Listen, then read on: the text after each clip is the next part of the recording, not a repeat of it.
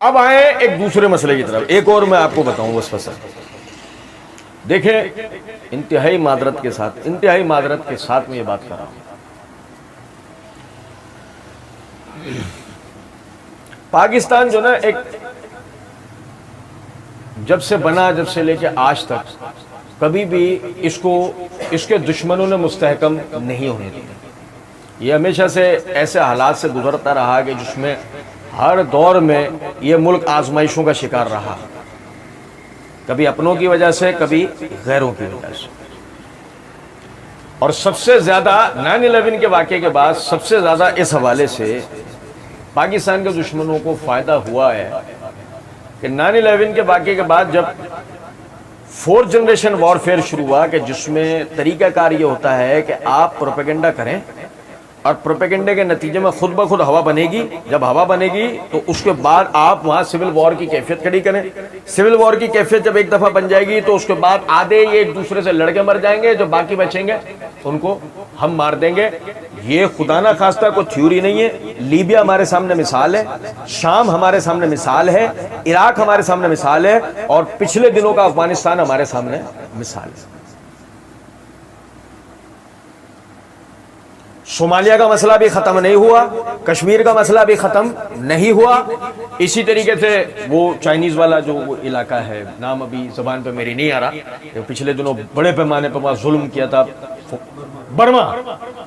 Burma वाला मसला भी खत्म नहीं हुआ। ये मसले तो चल रहे हैं, इनको तो आप जब चाहो नेट पे सर्च करो और खबरें निकाल कर जो ना आप देख सकते हैं।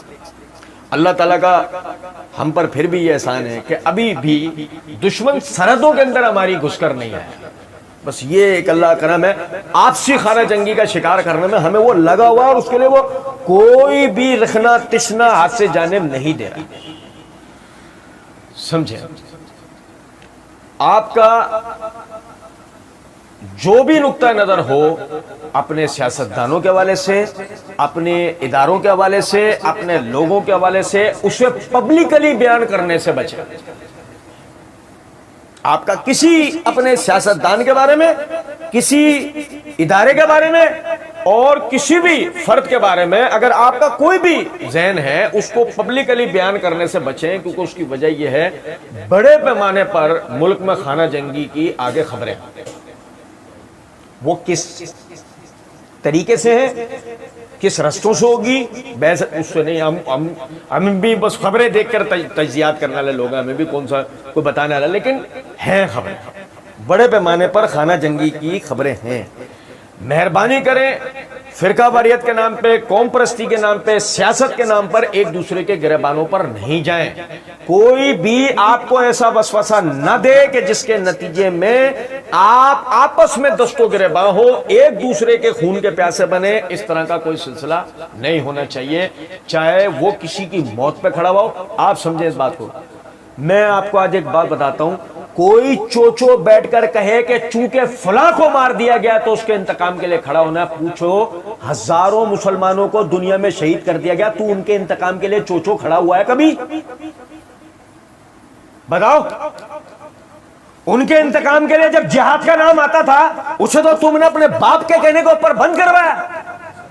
आप समझो जरा इस बात को। और आज इसी मुल्क में तू उस इंतकाम का नाम लेकर खाना जंगी करना चाहता है। ऐसी, समझे जरा इस बात को, ऐसी किसी भी बात पर कभी लब्बैक नहीं कहना, चाहे कहने वाला कितने बड़ा सियासतदान क्यों ना हो। कि वो अगर तुम्हें यह तवज्जो दिलाए कि इस नाम पे या उस नाम पे आपस में लड़ो, लड़ना नहीं है कभी भी किसी भी नाम पर। मुसलमान का तरीका ही नहीं है ये बात समझे जरा इस बात को। वो चाहे कोई सा भी सियासतदान क्यों ना हो, मुसलमान का तरीका नहीं है। वो सियासतदानों की चापलूसियां करता फिरे, और ये जमहूरी 2 टके की सियासत के बीच में वो अपना किसी भी किस्म का हिस्सा डाले, ये मुसलमानों का तरीका नहीं है। किसी नाम पर आपको एक दूसरे से ना लड़वाया जा सकता हो, ना अपने इदारों से।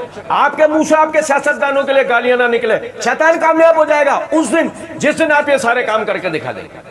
मैं कहता हूं, अपनी जोर लगाएं इस बात के ऊपर कि आप इस्राएली आर्मी के खिलाफ बोलते हुए नजर आए।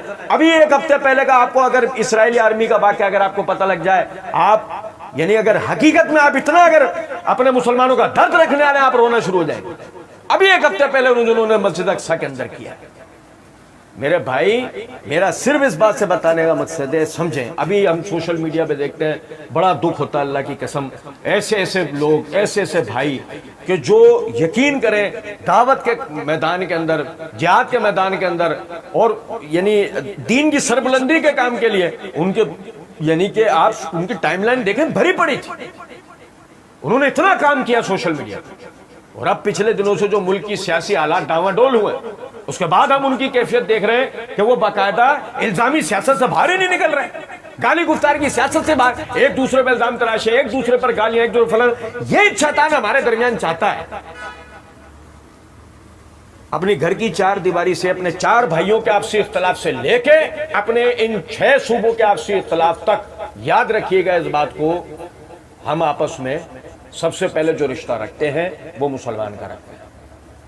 कभी कोई हमारा दुश्मन हमें किसी नाम पर भी आपस में लड़वा पाए नहीं, हमें अलग करवा पाए नहीं। अल्लाह रब्बुल इज्जत समझ और अमल करने की तौफीक दे। वमा अलैना इल्लल बलाग।